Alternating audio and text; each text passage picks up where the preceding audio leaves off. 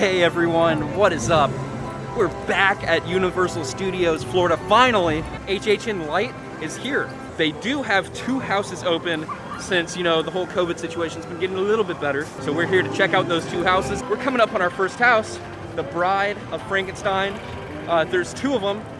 The Bride of Frankenstein, of course, being the first, and then the other one being Revenge of the Tooth Fairy. Dude, the Revenge of the Tooth Fairy one, bro. It's gonna give us some scares. Oh, dude. yeah. It's intense. And I think it's gonna be better than the Bride of Frankenstein. Yeah. This house, only a 5-minute wait right now. Let's do it. It's barely cresting over.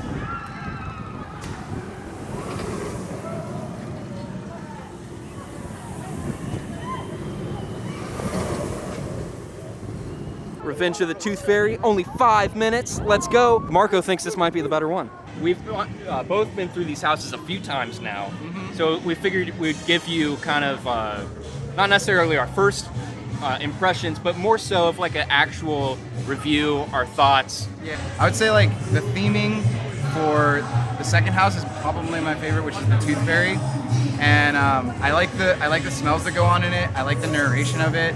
I would say like maybe they could have done a little bit more mask design, that I would have like rather them have like less shininess maybe on some of the masks to give it like a little bit more of a visceral feel. But other than that, like I think that house is like super cool just for like its narration style. So if you're used to that in like the Halloween Horror Nights houses, you're gonna enjoy the Tooth Fairy one for sure. They are taking a lot of precautions due to COVID for this house. The house is not staffed to capacity. There's, I believe they said at max there's only about 50% actors in there. I could be wrong on that number, but I know that there's a reduced number of scare actors. All the scares that are in the house are covered by plexiglass, and they pulse everyone too. So you can't just walk through the house. They enforce a social distancing per group through the house. So if you get a little too close, they'll have someone at the end or at the beginning of a room. One of the attendants there will literally stop you and say, hey, wait just a second, and they'll let the next group get ahead of you by a good bit, and then they'll let you go. I would say like the Bride of Frankenstein house, it definitely has more scares that got me. Like they have like more times where you're gonna turn a corner and the actual like construction of around the plexiglass like tricks your brain into not really expecting anything. So yeah, it's the theming in the Bride of Frankenstein house is super cool. The theming in the fairy house, I think, could use a little bit more set design, whereas like the Bride of Frankenstein one has a lot of set design, so it kind of gives you a little bit more immersion. Yeah. So yeah. But like they do a really good job of like really throwing you off, because they'll have like a moving set piece in some places, and then the scare at the other side of it, or like a scare on the next corner. Like so it does like throw in like these different elements to kind of throw you off, so you think you know where it's coming from and you really have no clue. One of the interesting things that stood out to me the first time I went through the house was these 2 houses are original IPs, which usually don't have as big of a budget behind them as something like a Stranger Things house. Yeah. But what's interesting is these houses are in the stages that Stranger Things was, The first year in the main soundstage, there was that first year of Stranger Things. And that's where Frankenstein is, the Bride of Frankenstein. Yeah. That's where Ghostbusters was last year, 2 major IPs. And then where Revenge of the Tooth Fairy is where Stranger Things Season 2 was last year. It was just very strange to me that these original stories got put in these major soundstage studios that normally these major IPs would go into. So that, I was really curious to see why that was. And honestly, I don't know if I have an answer to that. They are definitely very high budget, for sure, especially Bride of Frankenstein. Beautiful, gorgeous house. I would say that Revenge of the Tooth Fairy is an amazing house, but it still kind of has that feel of like, oh, this is an original house, so it doesn't have the massive budget of a Ghostbusters or Stranger Things. Well, and it's funny too, because my opinion kind of changed. Like our first walkthrough of it, like I liked the theming of the Tooth Fairy more, but as we've gone through it a few times now, I almost feel like there's not enough to it, because they try to make it look like a storybook. So you definitely get these vibes like, oh, it's like I'm following. I fell into a fairy tale storybook, and now I'm seeing it in real life. So on the theming of the first time through, I was like, it got me a little bit. But then, like, you know, upon further going through, I think Bride of Frankenstein has like just more that it holds up over multiple trips through it. Yeah, so I think what is unique and what stands out about Revenge of the Tooth Fairy is the storytelling. That is what shines in that house. It's not necessarily the theming, because the theming was intentionally like, when you walk in, the first scene is like a 2D storybook, you know, like it's 2D cutouts and there's a narrator and all this. And then you literally get transported into this story where things become 3D. But a lot of the set design is still almost in like the storybook kind of look. Like, yeah, it looks almost like some of the walls look like they're drawn kind of, you know what I mean? Like, but in a 3D way. Right, in a 3D way. Yeah. So that's kind of where that feeling comes from, but I feel like they nailed it. That's what they were going for, and they nailed it. Yeah.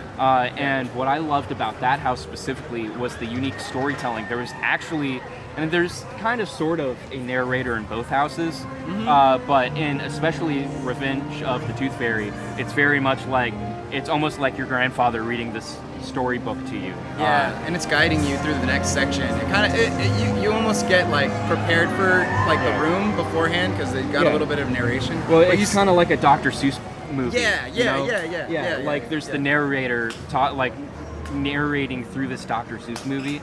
That's kind of what the house was. Yeah. And I really liked that. I thought that was unique. I think this was the first house that actually ever had a full-on like narrator like that for Halloween Horror Nights.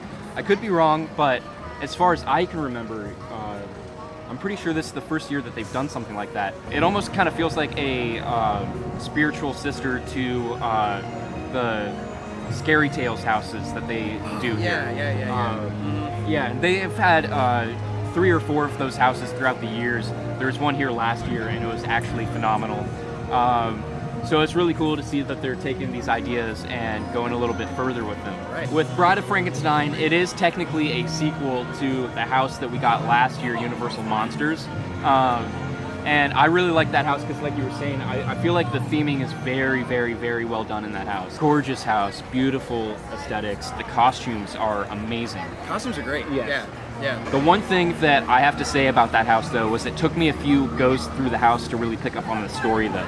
Yeah, that was a pretty big element. Because you don't have like a narrator and there are like these certain set piece almost parts of it, like you could end up walking too fast through it and not really understanding what's the overarching tale. Yeah, I feel like the Bride of Frankenstein actually does benefit, like the house overall does benefit from the pulsing that they do, because it allows you to walk through at a little bit of a slower pace and see a lot of the set elements that you wouldn't otherwise if it was a normal HHN event. Yeah. So I thought that was really cool that in that house they were doing this pacing, pulsing. I'll say too, like that increases my anxiety level because like I'm already right there with the energy. Like I'm like, oh, I'm alright, I'm ready to be scared. But like that slower pace walking builds so much more dread inside of me that I think it gives a lot of the jump scares a little bit more.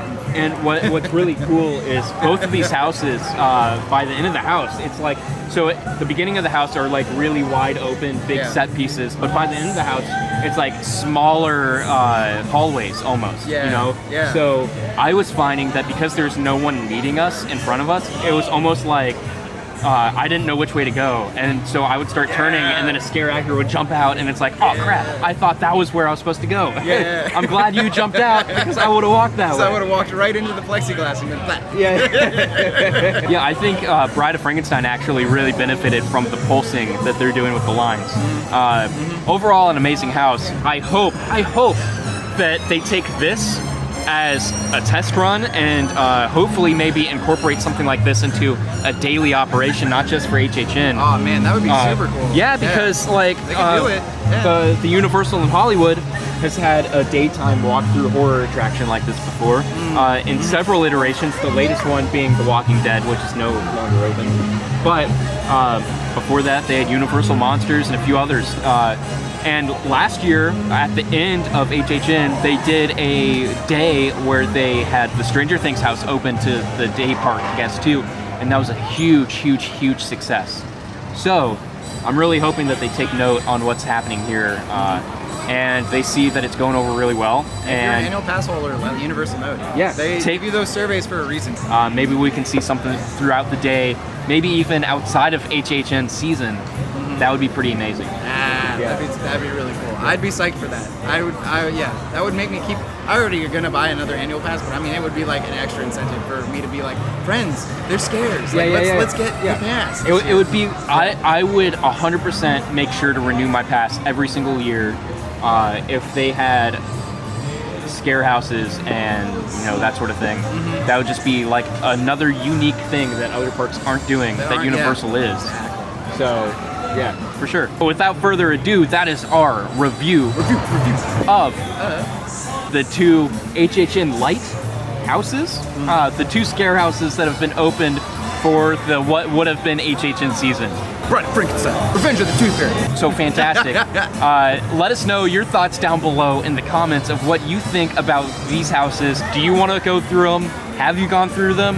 We want to know. And with that, also be sure to subscribe, hit that like button. It gets this video out to more people just like you to see this content and enjoy this content the way that you're doing it. Right. So we appreciate all the support, guys. Thanks, guys. And we will see you in the next one. All right? Peace.